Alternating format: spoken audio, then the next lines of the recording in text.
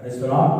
దేవుని పరిశుద్ధ నామమున మహిమ కలుగును గాక. మీ అందరూ కూడా Immanuel powerful prayer healing ministries తరపున మా యొక్క వందనము. బాగున్నారండి? బాగున్నారని నమ్ముచున్నాను. ఈ సందర్భంగా ఒక వ్యక్తి గురించి నేను మీకు చెప్పాలని ప్రభు ఆత్మ చేత ప్రేరేపించబడుతున్నాను. ఆ వ్యక్తి ఎవరు కాదు, ఎబెద్మెలెకు. బహుశా మీరు ఎప్పుడు వినకపోయి ఉండొచ్చు, నాకు తెలిసి నేను అనుకుంటున్నాను. ఒకవేళ తెలిస్తే మంచిది, ఒక వినకపోయినా వినండి, షేర్ చేయండి. దేవునికి స్తోత్రం. ఎబెద్మెలెకు ఇతడు ఎవరో మనము ధ్యానం చేద్దాం. ఇతడు చేసిన పని దేవుడికి బాగా నచ్చింది. దాని దగ్గరగా దీవెనలు ఆశీర్వాదాలు పొందుకున్నట్టుగా పరిశుద్ధ గ్రంథంలో చక్కగా వివరించబడింది. మీ దగ్గర బైబిల్లో తెరవండి. ఇర్మియా గ్రంథం 38వ అధ్యాయము. నేను రాస్తూ మనం చేసింది ఏమనగా, ఈ మనుషుడు ఈ ప్రజలకు నష్టము కోరువాడే కానీ క్షేమము కోరువాడు కాదు. ఇతడు ఇట్టి సమాచారం వారికి ప్రకటన చేయటం వలన ఈ పట్టణంలో నిలిచిన యోధుల చేతులను ప్రజలందరి చేతులు బలహీనం చేయించిన చిత్తగించి వానికి మరణ శిక్ష విధిప్పుము. అప్పుడు రాజైన స్థితికి అతడు నివసిస్తున్నాడు.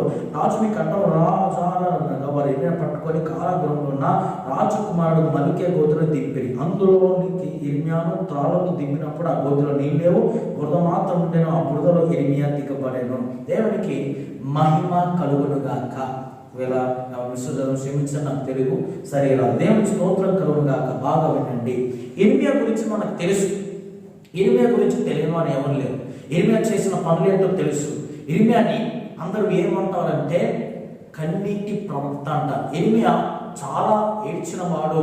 ప్రజల కోసం హింస, భయంకరమైన వ్యధ, బంధింపబడి కొట్టించబడి కదా, చాలా బాధ. ఇర్మియా గురించి చదువుతున్నప్పుడు చాలా చాలా చాలా బాధ అనేది కలుగుతూ ఉంటుంది. దేవునికి స్తోత్రం కలుగుగాక. ఇర్మియా ఇక్కడ ప్రజలకి ఒక మాట చెప్తున్నాడు. ఏంటంటే మనమందరము ఏమవుతున్నామంటే బాబిలోను దేశానికి రాజుకి పట్టబడబోతున్నాం. మీరు మానడం లేదు, మీరు పాపం చేస్తున్నారు, మీరు త్రోవ తప్పిపోయి ఉన్నారు, దేవునికి విరోధముగా మీరు తిరుగుబడి ఉన్నారు. కాబట్టి ఖచ్చితంగా శిక్ష మనకి పడబోతుంది. మీరందరూ లోపడితేనే పడతారు, లేదంటే లేదు అని ఇర్మియా ఈ విధంగా ప్రకటన చేస్తూ ఉంటే కొంతమంది ఏం చేశారు? కొంతమంది వ్యక్తులు రాజు దగ్గరికి వచ్చి రాజు అంటున్నారు, రాజా ఇతడు ప్రజల కీడు కోరుతున్నాడు, మేలు కోరటం లేదు. పైగా ప్రవక్త అంటున్నాడు. ప్రవక్తిలో ఉంటాడా? ఏంటి ఇంత ఘోరంగా ఉన్నాడైనా? ప్రజల్ని బలహీనపరుస్తున్నాడు. ఇదిగో మన దగ్గర ఉన్న యోధులందరూ వాళ్ళ చేతులు, ప్రజలందరి చేతులు బలహీనమే చేస్తున్నాడు. ఇర్మియాను కొట్టాడా, తిట్టాడా, హింస పెట్టాడా? ఇర్మియా కాలి దేవుడి మాటలు మాత్రమే చెప్తున్నాడు. లోబడి చెప్తూ ఉంటే వాళ్ళకేంటంట కోపం వస్తుంది. కోపం వచ్చి ఏం చేస్తున్నారు? పైగా రాజు దగ్గరికి వెళ్ళి రాజుతో అంటున్నారు, రాజా ఇంత మూర్ఖపు పని చేస్తున్నాడు, ఇతన్ని చంపేద్దాం, ఇతన్ని చంపేస్తేనే పని జరుగుతుంది, లేకపోతే లేదా అంటుంటే రాజు కూడా ఎంత మంచోడు చూడండి. ఏమంటున్నాడు?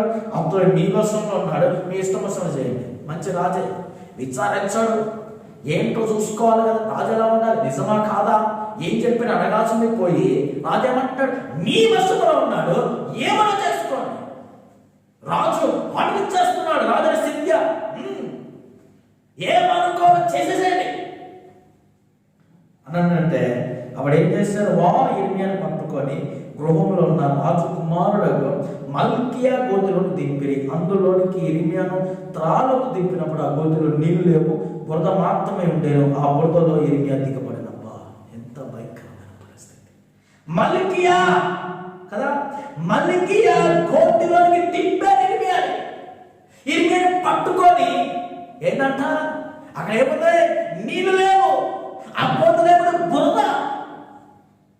ఇర్మియా యూదా ప్రాంతాన్ని 40 సంవత్సరాలు సేవ చేశాడు. యూదా ప్రాంతంలో పైగా ఈ సమయం ఏంటో తెలుసా? వృద్ధుడయ్యాడు. యంగ్ బాయ్ కాదు, నడికారు మనిషి కాదు, మిడిల్ ఏజ్ పర్సన్ కాదు, ముసలోడుగా ఉన్నాడు, ముసలితనంలో ఉన్నాడు. ముసలోడి శరీరం ఎలా ఉంటుంది? బలహీనముగా ఉంటే పట్టుకొని తాళ్ళతో కట్టి గోతులకు దించుతున్నారు. గోతులకు దించారు. ఆ గోతులు ఏముండే? నీళ్ళు లేవు, ఏమిటి? బురద. ఆ బురదలో దిగుబడిపోయాడు. మనందరూ తెలుసు బురద కాస్తే కొన్ని రోజులు అయితే మాత్రం గట్టిగా అయిపోతుంది, కాళ్ళు ఏమైపోతాయి, ఇరుక్కుపోతాయి, ఇంకా బయటికి రాలేడు. ఇంత భయంకరమైన పరిస్థితి. నీళ్ళు లేవు, తిండి లేదు, తిప్ప లేదు, భయంకరమైన హింస, భయంకరమైన హింస, భయంకరమైన హింస. కనీసం ఒక్కడు కూడా కనికరం లేదు. నన్ను అడిగితే ఏమంటుందంటే క్రూరులు, మూర్ఖులు, కఠినాత్ములు, కఠిన హృదయం కలిగిన వారు, భయంకరమైన ప్రజలు. ఒక్కరు కూడా భక్తి పరులు లేడేమో. నిజంగా దేవునికి లోబడి వాళ్ళు ఒక్కరున్నా కానీ ఇరిమియా కోతులకు తిప్పుతుంటే ఎదిరిస్తాడు, మాట్లాడతాడు, ఇది తప్పని ఖండిస్తాడు. ఒక్కరనే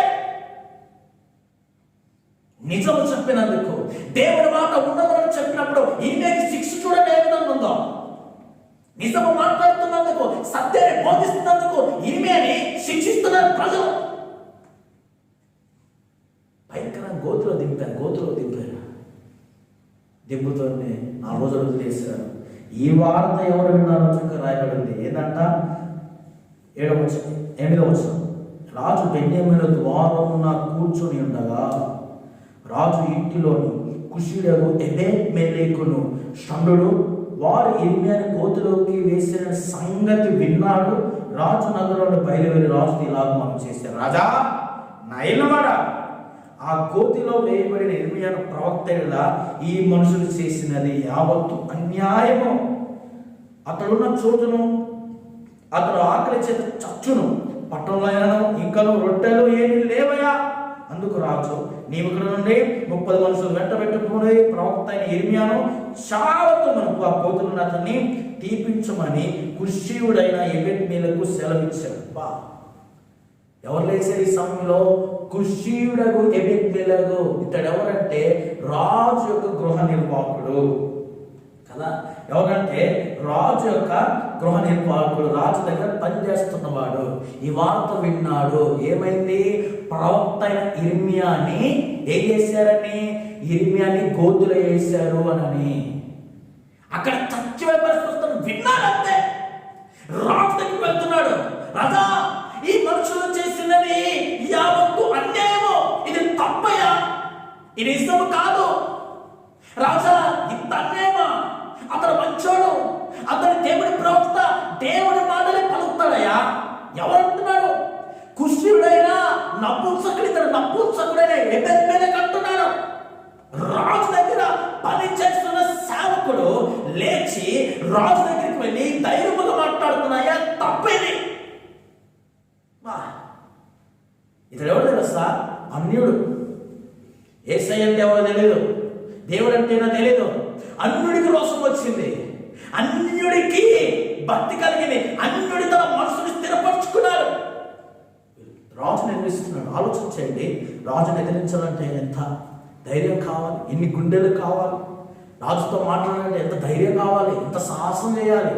రాజుకి ఎదురుగా మాట్లాడతారా? రాజుకు సహాయం ఇచ్చే శీలంత పైన మంత్రియా, లేకపోతే సైనికుడా, సైన్యాధిపత్యా, లేకపోతే బంధువుడా, పనోడు.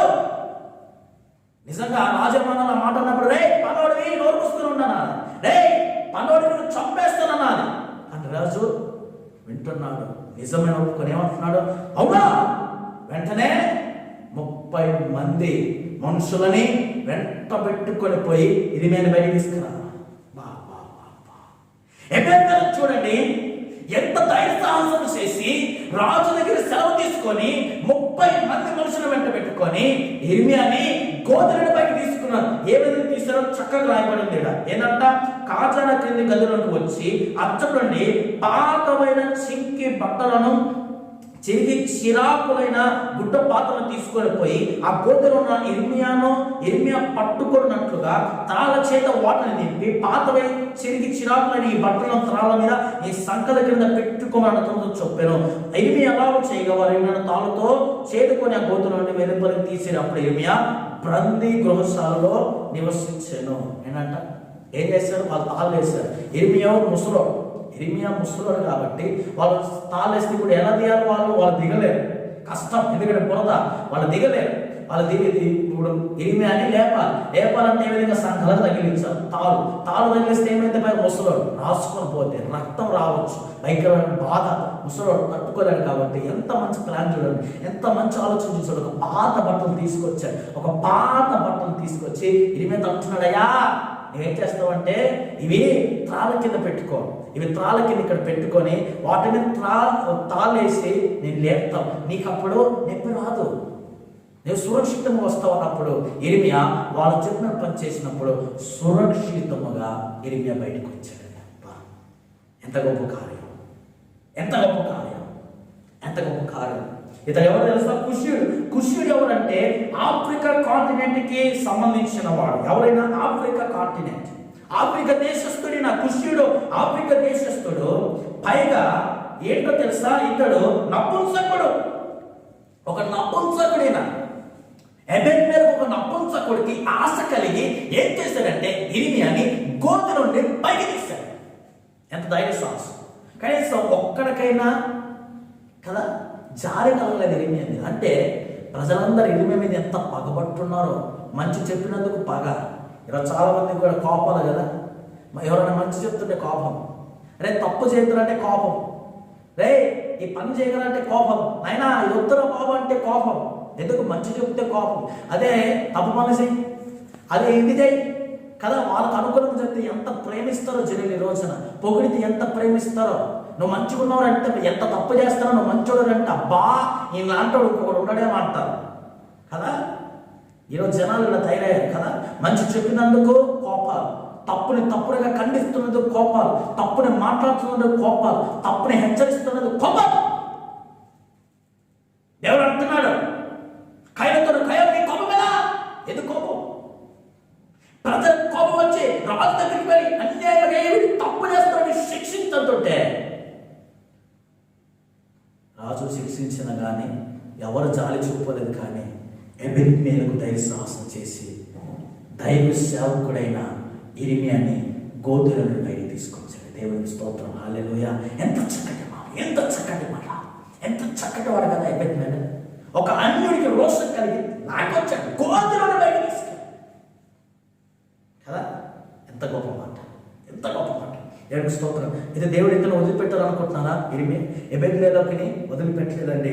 అయితే ఇది జరిగిన తర్వాత మనం చూస్తూ ఉంటాం, ఖచ్చితంగా ఇశ్రాయేలు అందరూ కూడా బాబిలోను రాజధానికి పట్టుబడితే బాబిలోను రాజు వచ్చి ఇశ్రాయేలుని పట్టుకుని వెళ్ళిపోతారు. ఆ దేశాన్ని యూదా ప్రాంతాన్ని పట్టుకున్న తర్వాత రాజులందరూ వెళ్ళిపోతారు. పట్టణం పట్టుబడిన తర్వాత దేవుడు ఎవరితో మాట్లాడుతున్నాడంటే ఎబెద్మెలెకుతో మాట్లాడుతున్నాడు.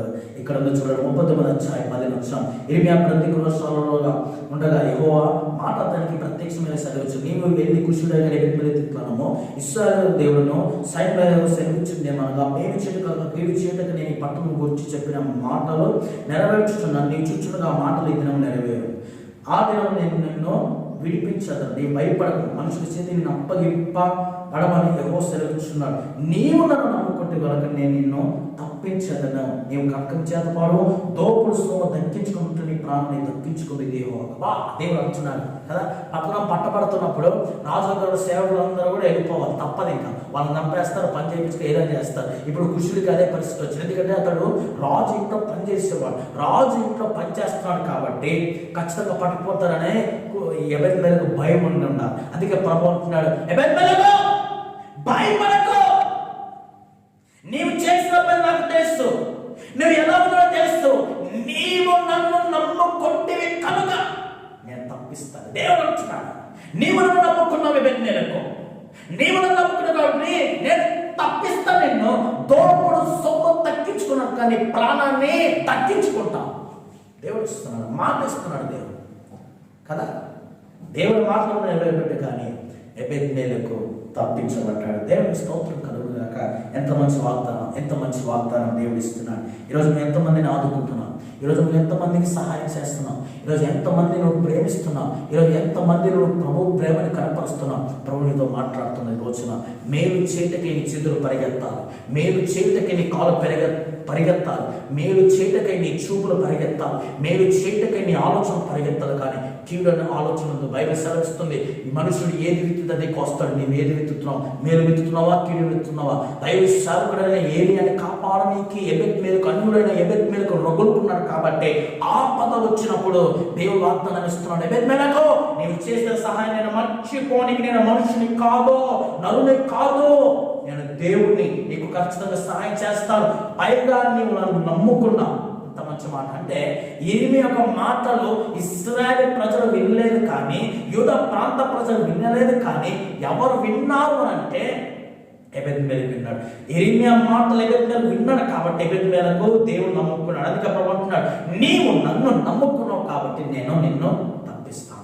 దేవుని స్తోత్రం. నీ ఆపదలో ఉన్న, శ్రమలో ఉన్న, ఎరుకులో ఉన్న, ఇబ్బందులుగా దేవుడు నమ్ముకుంటే, నువ్వు చేసే పని మంచిదైతే, నువ్వు చేస్తున్న క్రియలు మంచివైతే, నీవు చేస్తున్న పని ఏదైనా సరే దేవునికి ఇష్టంగా అయితే, ఖచ్చితంగా యేసు క్రీస్తు దేవుడు నేను తప్పిస్తాను, ఆదుకుంటాడు, ఖచ్చితంగా కార్యం చేస్తాడు. ఈ ఎబెతు మీద కలిగిన ఆలోచన, ఈ ఎబెతు మీద లాంటి క్రియలు నీలో ఉంటే ఖచ్చితంగా యేసు క్రీస్తు వారు మనం ఆదుకుంటాడు. దేవుడు ఈ మాటల్ని దీవించును గాక.